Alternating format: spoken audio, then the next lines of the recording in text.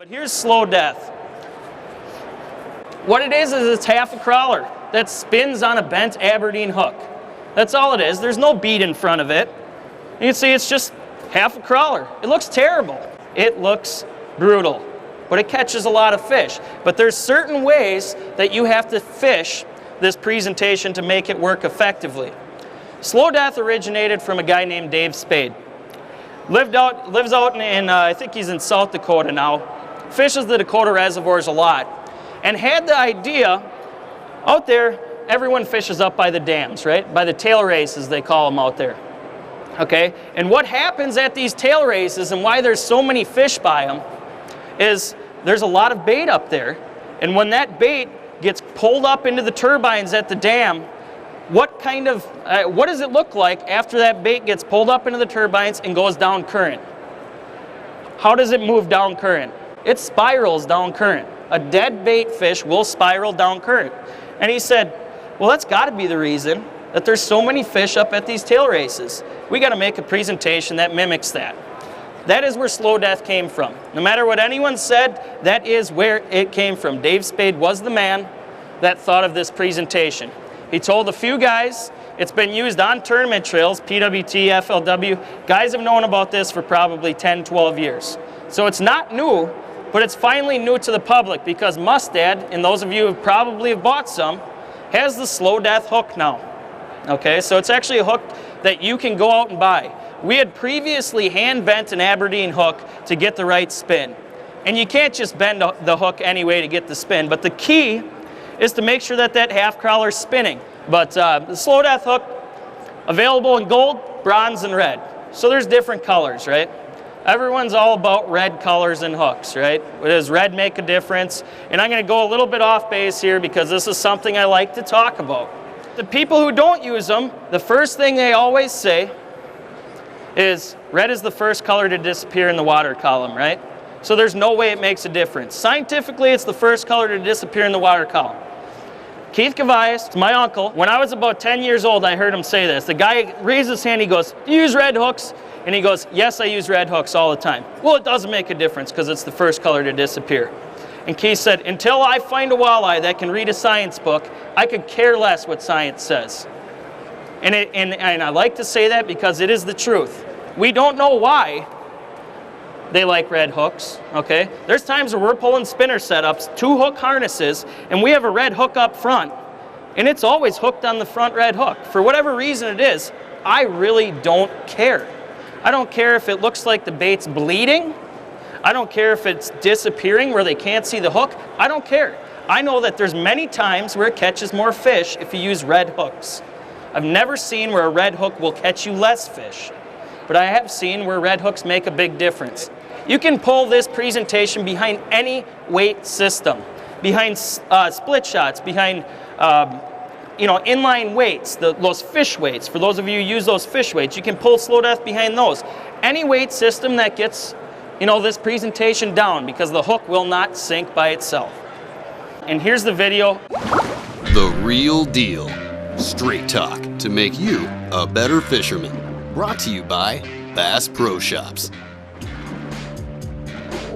This technique that we're using today is called slow death.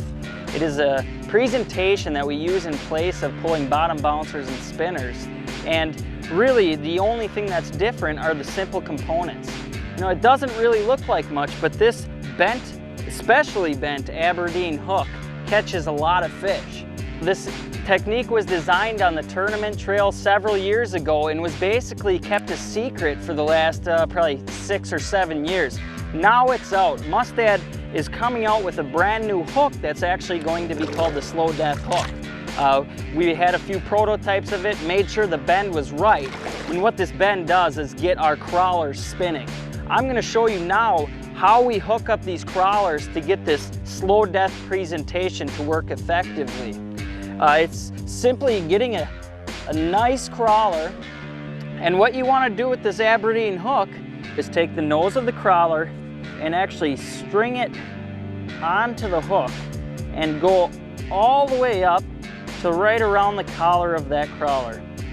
Come out the side, actually string the nose of that crawler up over the eye of the hook so it's laying straight on the shank of that hook. And then pinch the crawler off only about half an inch behind that hook. It doesn't look like much, it looks like a pretty small presentation, but what this does is gets that crawler spinning. It's a deadly technique. Not only does it catch walleyes, but when we're pre-fishing and fishing in tournaments, we catch smallmouth, we catch northerns, catch just an unbelievable amount of species of fish on this technique. It really makes these fish go crazy.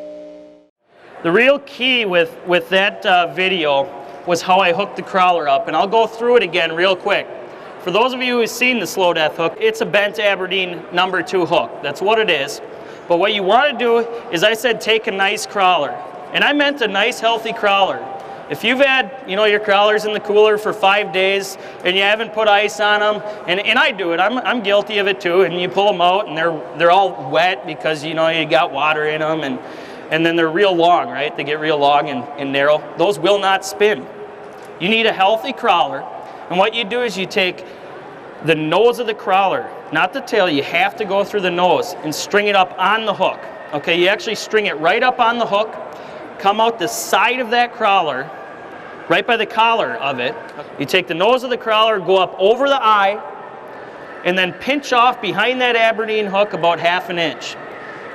And everyone's going to say, well, I read articles all the time with spinners and open water spinners that say, make sure you leave the tail of the crawler on, right? You never want to pinch off the tail because it just doesn't look right. Well, this is different because that's the only way you're going to get the crawler to spin.